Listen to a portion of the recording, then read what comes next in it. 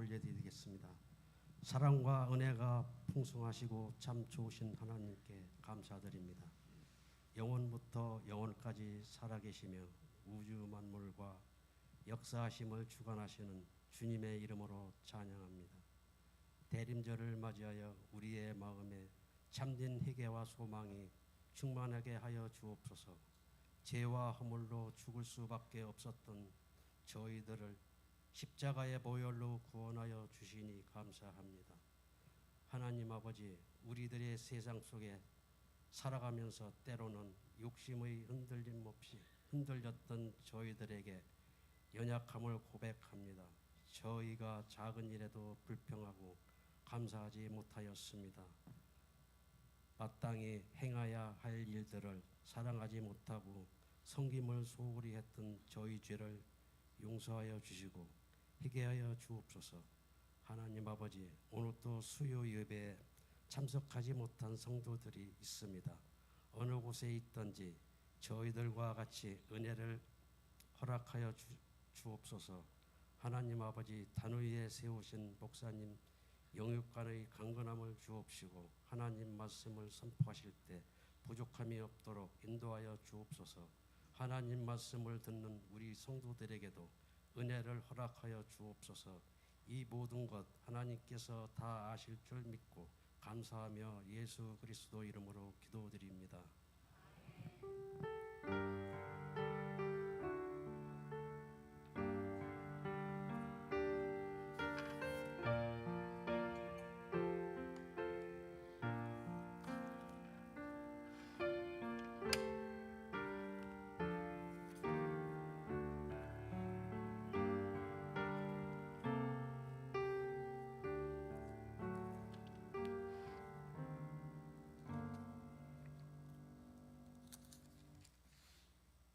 하나님 말씀 신명기 17장 18절에서 20절입니다.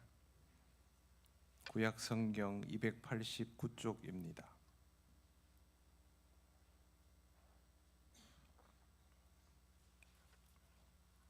신명기 17장 18절에서 20절 말씀 다 같이 봉독하겠습니다. 그가 왕위에 오르거든 이 율법서의 등사본을 레위 사람 제사장 앞에서 책에 기록하여 평생에 자기 옆에 두고 읽어 그의 하나님 여호와 경외하기를 배우며 이 율법의 모든 말과 이 규례를 지켜 행할 것이라. 그리하면 그의 마음이 그의 형제 위에 교만하지 아니하고 이 명령에서 떠나 좌로나 우로나 치우치지 아니하리니 이스라엘 중에서 그와 그의 자손이 왕위에 있는 날이 장구하리라. 아멘. 기도드리겠습니다. 하나님 아버지, 은혜를 감사드립니다. 우리에게 주신 이 시간, 우리에게 허락하신 이 말씀을 함께 묵상하며 우리를 향하신 하나님의 뜻을 깨닫기 원하오니 성령께서 전하고 듣는 우리 모두를 인도하여 주옵소서. 예수님 이름으로 기도드립니다. 아멘. 네, 오늘 말씀도 지난주에 이어서 왕정 제도를 이스라엘이 도입했을 때를 염두에 두고 주신 내용입니다. 지난 시간에 우리가 보았던 내용은 왕정의 외형적인 측면이었습니다. 왕이 당연히 권력자이고 최고의 위치에 있지만 권력자 행세를 하지 말고 스스로 권력을 키우려 하지 말고 세속의 왕들처럼 행동하지 말아라. 그리고 하나님께서 친히 세우시니 하나님의 종인 것을 잊지 말아라 하는 말씀을 주셨습니다. 분명히 이렇게 하나님께서 말씀하셨지만 실제로 이런 말씀을 가지고도 이스라엘은 이것을 제대로 준행하지 못했습니다. 하나님께서 택하시고 기름 부어 세우신 종들은 기본 자질에서 조금도 부족하지 않았던 사람들입니다. 더구나 그들은 모두 신앙적인 자리에서 출발하였습니다. 그런데 이 사람들이 왜 제대로 하나님의 말씀을 준행하지 못했을까요? 18절 말씀에 보면 답을 조금씩 발견할 수 있습니다. 그가 왕위에 오르거든 이 율법서의 등사본을 레위 사람 제사장 앞에서 책에 기록하여라고 되어 있습니다. 한 사람이 이제 제위에 오를 때, 왕위에 오를 때를 가정한 말씀인데요. 제일 먼저 나오는 게 율법서 등사본을 기록하라입니다. 본문에 나오는 율법서 등사본은 모세를 통하여 기록된 율법서 전체, 모세오경을 뜻합니다. 우리에게는 성경 말씀이지만 이스라엘 공동체에게는 성경 말씀인 동시에 법전이지요. 그렇기 때문에 이스라엘의 근본이 될 수 있는 기준이 여기에 다 들어 있습니다. 본문에 나오는 등사본이라는 말은 여러분 옛날에 들어보신 그 예전 교회에서 등사했지 않습니까? 요즘 아이들은 물으면 모릅니다. 등사가 뭔지, 그 철필이 뭔지도 모르지만 그 등사를 말하는 게 아니고 실제로는 필사본을 뜻합니다. 인쇄 기술이 발달된 것은 그리 오래되지 않았기 때문에 과거에는 일일이 수작업으로 다 기록을 했어야 했습니다. 그래서 손으로 기록하는 것을 이제 이렇게 번역했을 뿐이고 실제로는 필사본인데, 필사본은 성경 필사 해보신 분들은 아시겠지만 그냥 베껴 쓰는 것만으로도 엄청난 시간이 소요됩니다. 이렇게 시간이 많이 걸리는 일을 왕위에 오르면 할 일도 그렇게 많은데 왜 굳이 과정을 밟게 할까요? 그걸 우리가 좀 들여다볼 필요가 있습니다. 성경 기록을 임금이 직접 하는 것은 아닙니다. 성경 기록은 서기관이 하게 됩니다. 그런데 우리가 그냥 성경 필사할 때와는 좀 다른 모습들이 있습니다. 먼저 방해받지 않는 최적의 장소를 택합니다. 이거는 다른 일에 의하여 끊기면 안 되기 때문에 어떤 방해도 받지 않는 장소를 택하고, 중요한 건 왕이 이 자리에 같이 있어야 하는 것입니다. 흠없는 송아지 가죽이나 양피지를 펼쳐주고 갈대로 만든 붓이나 정결한 동물이나 식물의 그 깃털 같은 그런 것들을 사용하여서 글을 씁니다. 그리고 재를 이용해서 그걸 물에 타가지고 그것으로 필요한 준비물들을 만듭니다. 그 다음 서기관은 몸을 정결하게 하고 경건한 마음으로 임하며 하나님의 이름을 기록해야 하는 순간이 되면 일어서서 목욕 제계를 합니다. 그리고 다시 와서 이전에 쓰던 펜은 두고 새로운 펜을 꺼내서 기록을 합니다. 쓰다 보면 여호와, 엘로힘, 아도나이 이런 이름들 나올 거 아닙니까? 그럼 그때가 목욕하고 펜 바꿔야 하는 시간이 되는 것입니다. 그 다음에 기록의 목적이 있는 것이 아니라 기록된 내용을 하나하나 묵상해 가면서 의미를 새기는 목적으로 필사를 했습니다. 또한 잘못 적는 것을 방지하기 위하여 기록하는 서기관뿐 아니라 옆에 두 사람의 서기관이 함께 있어서 일일이 다 체크를 했습니다. 혹시 단어를 잘못 적었을 때에는 그 부분을 기술적으로 도려내고 새로운 가죽 조각을 붙여서 수정했습니다. 다만 하나님의 이름을 적을 때 한 획이라도 틀리게 되면 그 면 전체를 다 뜯어내고 처음부터 다시 기록해야 했습니다. 그렇기 때문에 고도의 집중력을 요하고 기록하는 과정 자체가 이 사람들에게는 사실상 하나님 앞에 제사를 드리는 과정과도 다르지 않을 정도의 무거움이 있었습니다. 이거는 그냥 잘 해보자는 의미에서 그러는 것이 아니라 규정으로 엄격하게 제시되어 있는 사안입니다. 새롭게 왕위에 오르는 인물은 자기가 왕위에 있는 동안 사용할 율법서를 이렇게 필사를 해서 그걸 가지고 이제 통치에 들어가게 되는 겁니다. 선대부터 쓰던 걸 물려받는 게 아니라 원판은 보존되어 있고 각각의 왕위가 시작되면 왕이 서기관들을 데리고 이 과정에 직접 참여해서 이걸 소리내어 읽으면서 쓰면 그걸 계속 듣고 묵상하면서 이 과정을 다 마치면 이제 그걸 들고 19절 말씀 보십시오. 평생에 자기 옆에 두고 읽어 그의 하나님 여호와 경외하기를 배우며라고 되어 있습니다. 평생 자기 옆에 두고 읽으라는 말은 항상 율법과 함께라는 뜻입니다. 이렇게 할 수밖에 없는 것은 이 율법이 이스라엘의 통치법이기 때문입니다.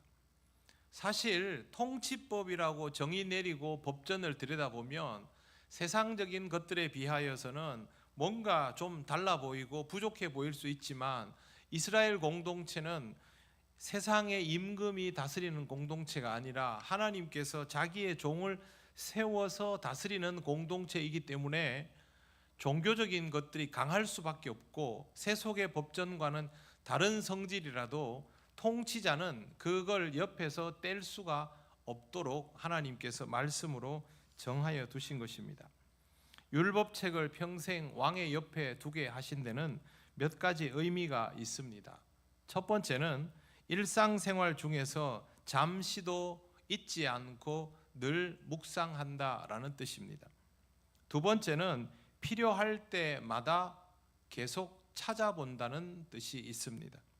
세 번째는 하나님에 대한 경외심을 잊지 않는다라는 뜻이 있습니다. 옆에 있으면 내 마음대로 하면 안 되는 거지. 그렇게 되는 거죠. 성경책이 우리 옆에 있다는 것만으로도 우리가 부담을 가지는 정도인데 이 이스라엘의 왕이 율법서를 대할 때의 무게는 그것을 넘어섭니다. 왜? 통치해야 하지 않습니까? 내가 통치자인데 통치를 내 마음대로 할 수 없다라는 걸 율법서를 보면서 계속 자기에게 주입시키는 것입니다. 그래서 이게 굉장히 무겁고요. 그 다음에 통치의 기준이 세상의 법이 아닌 하나님의 말씀이어야 함을 잊지 않는 것입니다. 이렇게 되면요, 왕이 법 위에서 군림하는 그런 시스템이 아니라 왕이 법 아래에서 통제를 받는 시스템이 됩니다. 세상의 왕들과는 완전히 다르죠. 세상의 왕들은 그 시대는 왕이 법 위에 있었습니다. 국가도 왕의 소유이고 주권도 왕에게 있죠. 그러나 이스라엘은 지금부터 3,500년 전에도 주권이 왕에게 있지 않습니다. 우리 주권은 누구에게 있습니까? 대한민국의 주권은 국민에게 있지 않습니까? 우리는 이걸 당연하게 생각하죠. 그런데 여러분 100년 전만 해도 이게 당연하지 않았습니다. 주권은 왕에게 있었습니다. 그런데 3,500년 전에 공동체가 주권이 왕에게 있지 않습니다. 굉장히 충격적인 내용입니다. 그걸 하도록 말씀이 먼저 주어졌다는 거죠. 그러면요, 왕이 얼마나 불편하겠습니까? 이걸 갈아엎고 싶은 마음이 꿀뚝 같을 수 있죠, 세속적으로 보면. 그러나 이스라엘은 처음부터 이렇게 못을 받고 시작했기 때문에 그렇게 마음대로 할 수가 없는 것이죠. 우리는 이 내용을 보면서 일상생활 속에서 우리가 하나님의 말씀을 어떻게 대해야 하는지를 교훈받을 수가 있습니다. 왜 그러냐 하면 우리가 누군가를 통치하는 것은 아니지만 우리의 생활 속에서 말씀이 우리를 다스리는 기준이 되어야 한다는 사실은 동일하게 적용되기 때문입니다. 첫 번째, 일상생활 중에서 잠시도 잊지 않고 하나님의 말씀을 늘 묵상해야 합니다. 묵상은 성경을 읽을 때만 하는 것이 아닙니다. 기도를 드릴 때만 하는 것이 아닙니다. 묵상은 우리의 일상 중에 이루어져야 합니다. 우리의 판단이 사고가 이루어지면 판단을 하기 이전에 생각을 하지 않습니까? 인간에게 있어서 사고 행위가 이루어지면 그것이 동시에 묵상해야 하는 시간이라고 받아들여야 합니다. 그렇지 않으면 우리는 아주 본성적으로 사고를 주체적으로 하려고 듭니다. 자기가 중심이 되는 것이죠. 여러분 많이 느껴보셨을 겁니다. 굉장히 나름대로 신앙적인데요, 순식간에 자기 마음대로 판단하는 자기 자신을 발견하고 놀란 적도 있을 것이고요, 후회한 적도 있을 겁니다. 그렇게 하지 않으려면 내가 사고 행위를 하는 동안 묵상도 함께 이루어져야 한다라는 정도의 의식을 가지고 살아갈 필요가 있습니다. 두 번째, 필요할 때마다 말씀을 계속 찾아보아야 합니다. 어떤 사람이 말씀을 계속 찾아볼까요? 말씀에 답이 있다고 믿는 사람만 찾아봅니다. 거기에 답이 있다고 믿지 않는 사람은 말씀을 찾아볼 필요를 느끼지 못합니다. 여러분이 이 땅에서 경제적인 안정을 이루고 살아가는 방법에 대한 답이 어디 있을까요? 경제 전문 서적을 찾아보면 있을까요? 성경을 찾아보면 있습니다. 왜? 우린 그리스도인이기 때문에. 여러분이 건강하게 살아가는 방법은 어디 있을까요? 그것도 성경에 있습니다. 장수하며 복을 누리는 방법은 어디 있을까요? 이웃과 함께 잘 지내는 방법은 어디 있을까요? 성경에서. 아름다운 공동체를 이루는 방법은 어디 있을까요? 성경에 있습니다. 대답을 다들 짧게 하시는데 건강한 국가를 이루는 방법은 어디 있을까요? 성경에 있습니다. 여러분이 필요로 하는 모든 답은 성경에 있는데 그것을 내가 답이라고 받아들이지 못하는 이유는 신령함에 대한 훈련이 부족해서 성경 말씀을 나한테까지 가져다 놓지를 못하기 때문에 그런 것입니다. 그래서 항상 말씀이 필요할 수 있을 정도로 말씀을 읽어가는 훈련이 되어 있어야 합니다. 목사님이 설교할 때 알아듣기 쉽게 다 풀어서 설명해 주면 되지요. 제가 모든 사람에게 쫓아다니면서 이건 이 케이스입니다, 저건 저 케이스입니다, 그렇게 할 수가 없지요. 여러분의 매 순간순간 신앙적 판단과 선택이 요구될 때마다 누구에게 물어서 할 수는 없지 않습니까?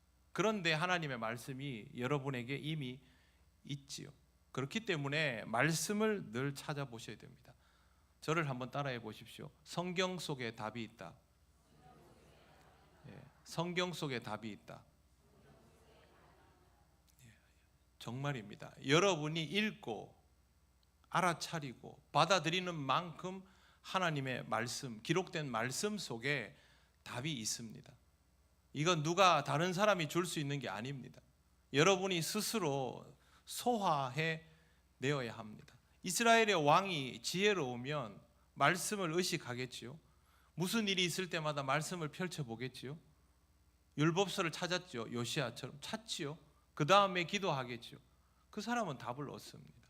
우리의 일상도 똑같습니다. 그렇게 답을 얻어야만 하나님 앞에서 어리석음을 면할 수 있습니다. 그리고 그렇게 하면 할수록 나에게 지금 어떤 말씀이 필요한지도 깨달을 수 있습니다.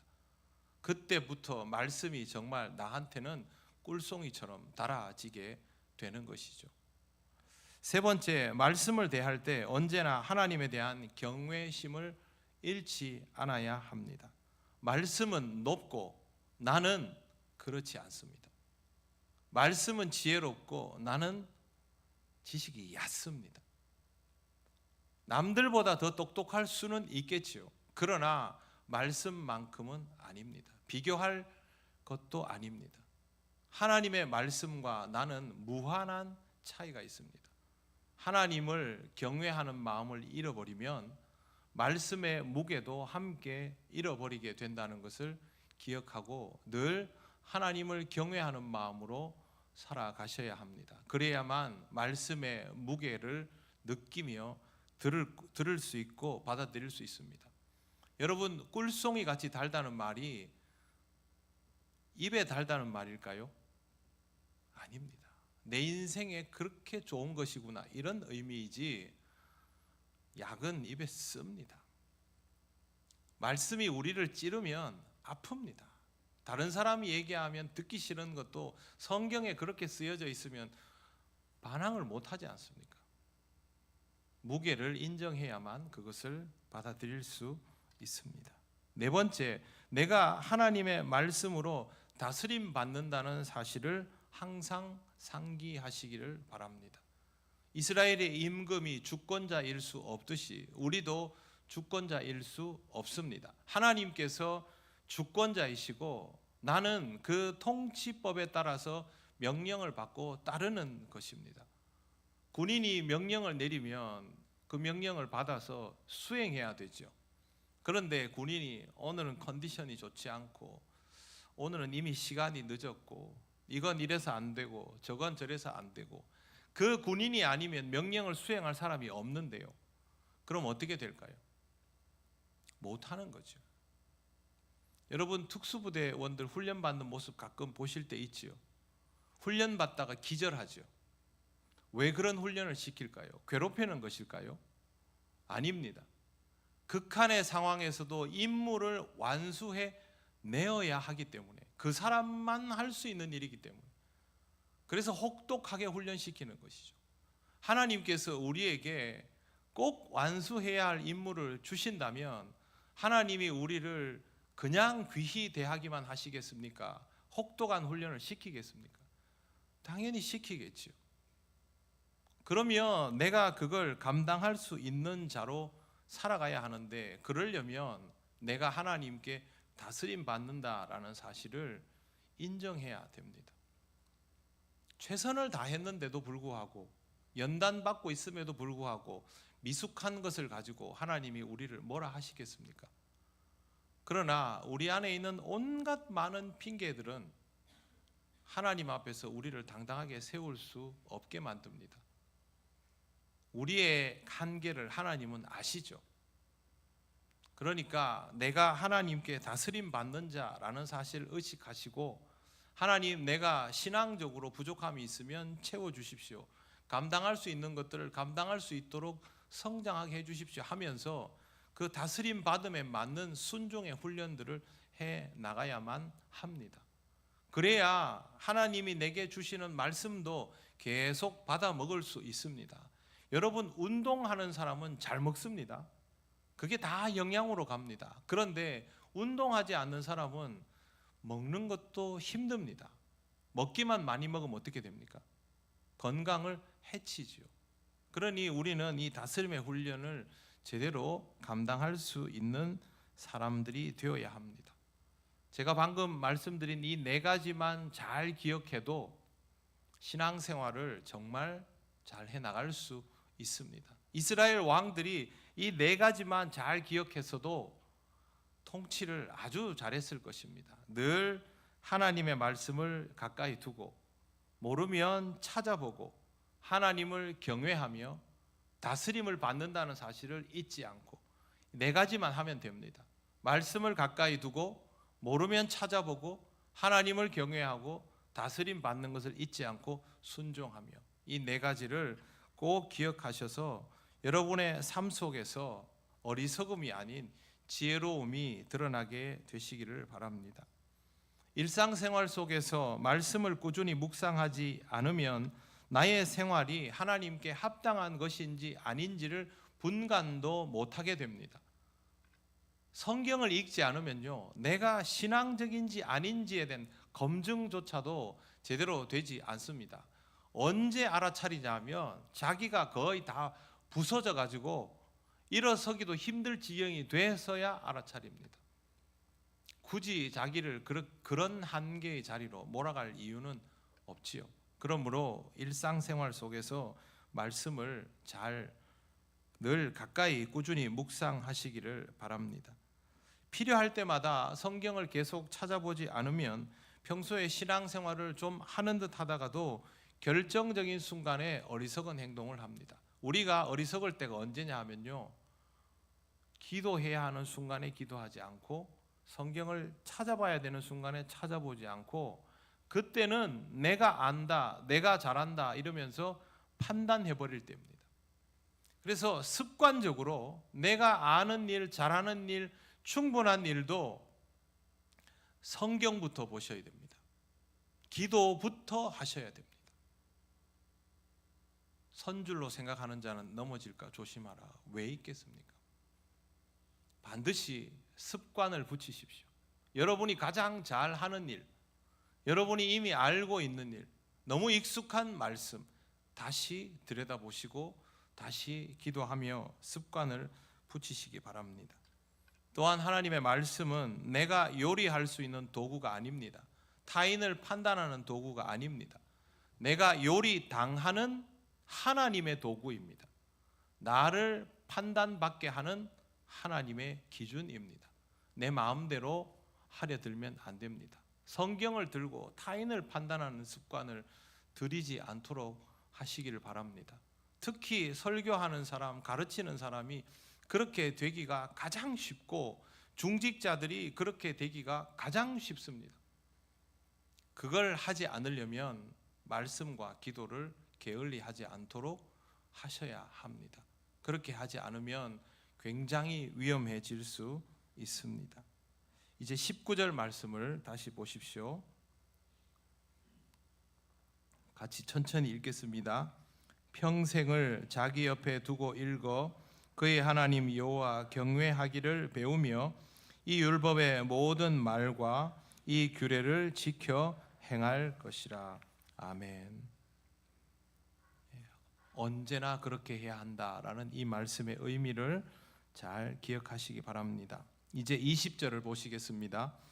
그리하면 그의 마음이 그의 형제 위에 교만하지 아니하고 이 명령에서 떠나 좌로나 우로나 치우치지 아니하리니 이스라엘 중에서 그와 그의 자손이 왕위에 있는 날이 장구하리라.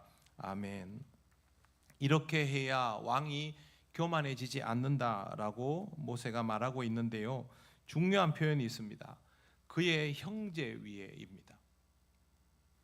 이스라엘 왕을 위해서 주는 말씀 아닙니까? 그죠? 그런데 그의 형제 위에라고 합니다. 이스라엘 왕은 형제들을 보살피며 다스리는 사람인 것이죠. 이 당시의 왕은 신의 아들이거나 신의 대리자이거나 신의 현현이었습니다. 이집트의 왕은 파라오죠. 태양의 아들입니다. 다른 국가들의 왕도 어떻게든 신격화를 시켜서 높은 자리에다 올려놓았습니다. 왜 그러냐 하면 그래야 통치가 쉽거든요. 왕 옆에 있는 신하들이 그 왕이 인간인 것을 알까요? 모를까요? 알지요. 그런데 왕이 통치권이 확실해야 신격화를 시켜야 통치가 쉬우니까 옆에 있는 신하들이 그렇게 옹위하는 겁니다. 신처럼. 이단 사이비 교주들이 쓰는 방법도 이것과 똑같죠. 이단 사이비 교주 옆에 있는 사람들이 그 교주가 어린 반푼어치도 없는 사람인 걸 다 압니다. 그런데 그렇게 옹위해 놓아야 통치가 되거든요. 그런데 하나님께서 왕을 가리켜서 그의 형제 위에 교만하지 아니하고 이렇게 말씀하십니다.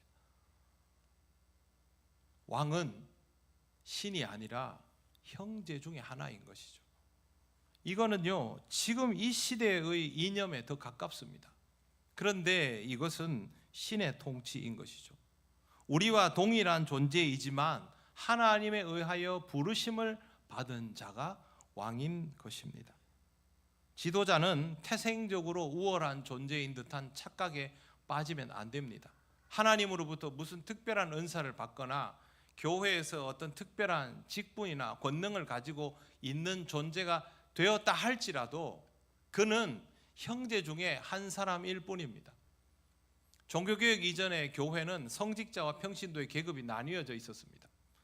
아직도 그 계급이 존재합니다. 그래서 그런 종파에서는 성직자에게 말 한마디 함부로 못합니다. 우리 개신교는 어떻습니까? 우리는 그 계급이 없습니다. 제가 직분에 따라서 말씀을 여러분에게 전하지만 저는 특별한 성직 계급이 아닙니다. 직분이 목사인 사람입니다. 여러분들도 직분이 장로요, 집사요, 권사인 사람들입니다. 우리는 형제 중에 하나입니다. 우리 중에 하나가 리더로 세워지면 그 사람은 하나님의 부르심을 받아 이 공동체를 보살피기 위하여 쓰임받는 사람이죠. 특별한 사람은 아닙니다. 이스라엘 공동체에 처음부터 이 개념이 존재하고 있었던 것이죠. 그래서 기독교 공동체 안에서 계급주의나 신분주의나 인종차별은 있을 수가 없습니다. 그런데 여러분, 없었습니까? 있었습니까? 있었지요. 미국에서도 있었지요. 지금도 여전히 존재하지요. 지금도 교회 안에 계층이 나뉘고 있지요. 지역이 갈라지고 있지요. 전부 잘못된 겁니다. 그럴 수 없습니다.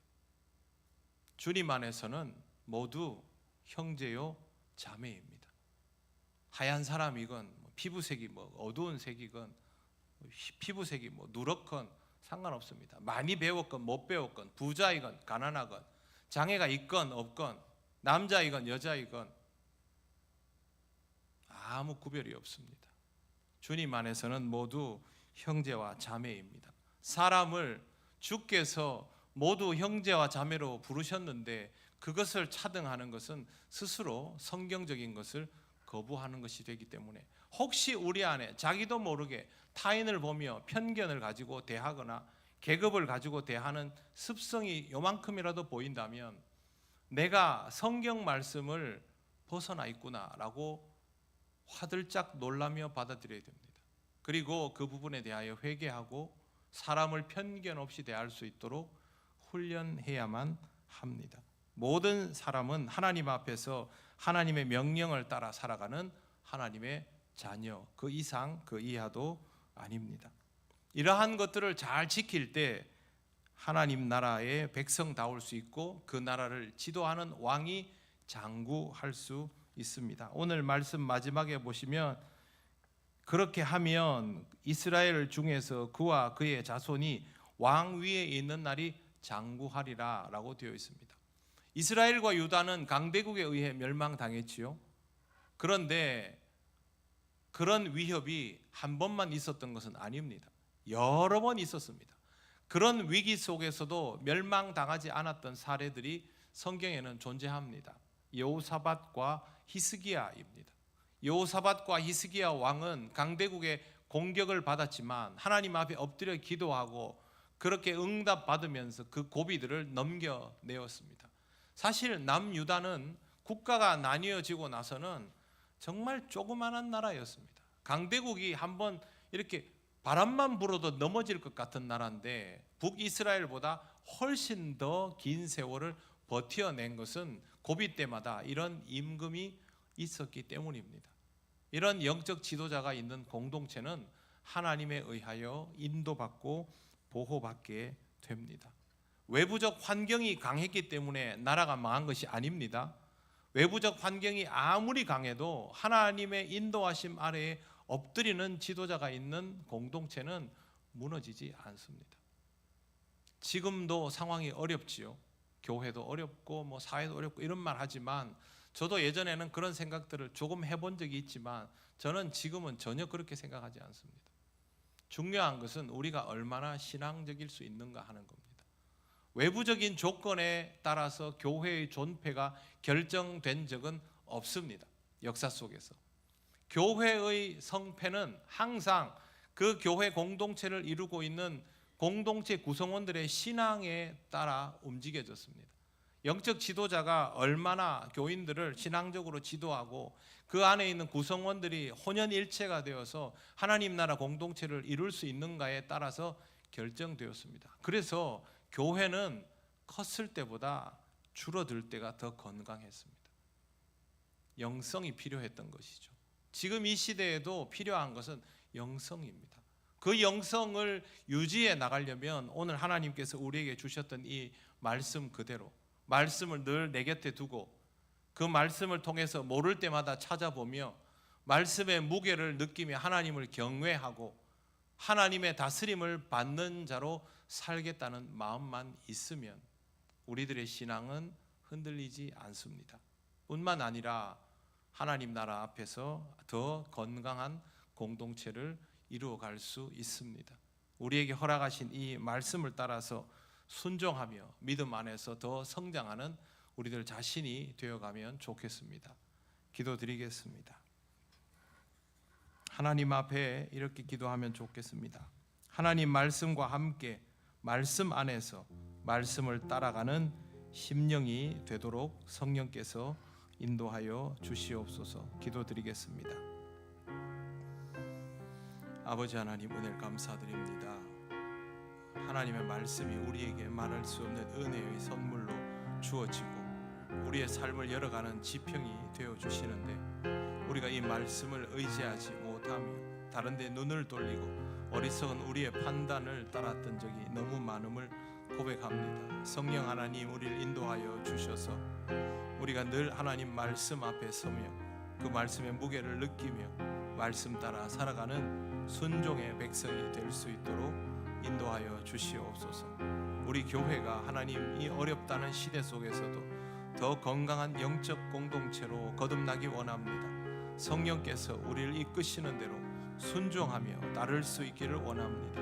영이신 하나님 아버지, 우리를 인도하셔서 모든 것들이 하나님의 인도하심 아래 이루어짐을 믿음으로 확인하며 말씀의 위력을 체험하는 백성이 되게 하여 주시옵소서. 주님, 우리를 이끌어 주옵소서.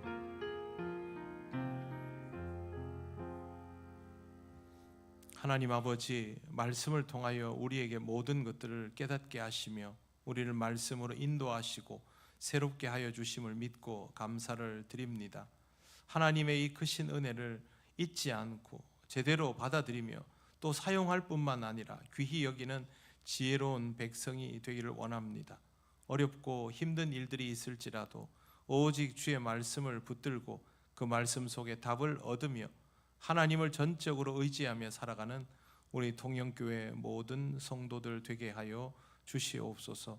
주님의 인도하심을 따라 우리가 더욱더 믿음 안에서 성장하는 교회 될 줄 믿습니다. 주께서 우리와 함께 하심을 믿고 감사드리며 예수님 이름으로 기도드립니다. 아멘.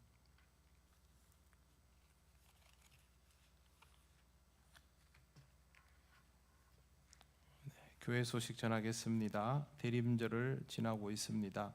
우리를 위하여 이 땅에 오시는 예수님을 기쁨으로 기다리며 맞이하는 절기가 되시기를 바랍니다.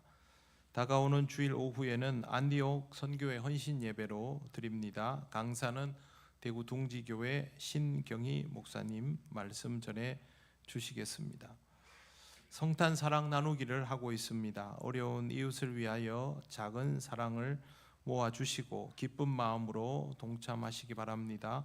12월 14일 주일까지 한 구좌에 3만 원입니다. 문의는 김부종 장로님에게 하시면 되겠습니다. 성탄 축하 공연 참여를 원하시는 기관과 가정 개인은 교육부 차장인 허수원 안수집사에게 신청하시기 바랍니다. 하반기 이후 초청 주일은 12월 21일입니다. 이제 한 열흘 남짓 남았습니다. 기도하며 하나님께 올려드릴 귀한 생명 마음에 품고 복음으로 충만한 시간을 보내시기 바랍니다.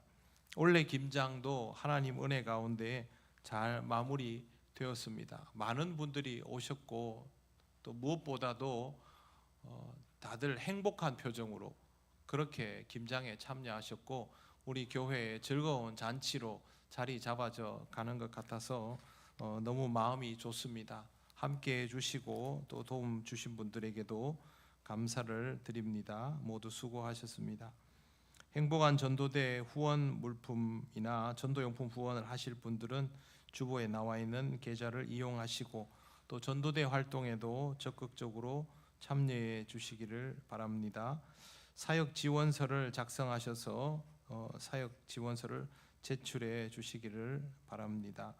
그리고 이 예배 마친 후에 제가 낮에 단톡방에 구역 인도자 공부방을 만들었는데 구역 인도자뿐만 아니라 훈련되어야 할 분들을 포함을 시켜두었으니까요. 예배 후에 잠시 남아서 오리엔테이션 하고 가시기를 바랍니다. 다른 광고는 주보 참조하시기 바랍니다. 이제 우리 다 같이 주님께서 가르치신 기도를 올려드립니다. 하늘에 계신 우리 아버지, 아버지의 이름을 거룩하게 하시며 아버지의 나라가 오게 하시며 아버지의 뜻이 하늘에서와 같이 땅에서도 이루어지게 하소서. 오늘 우리에게 일용할 양식을 주시고 우리가 우리에게 잘못한 사람을 용서하여 준 것 같이 우리 죄를 용서하여 주시고 우리를 시험에 빠지지 않게 하시고 악에서 구하소서. 나라와 권능과 영광이 영원히 아버지의 것입니다. 아멘.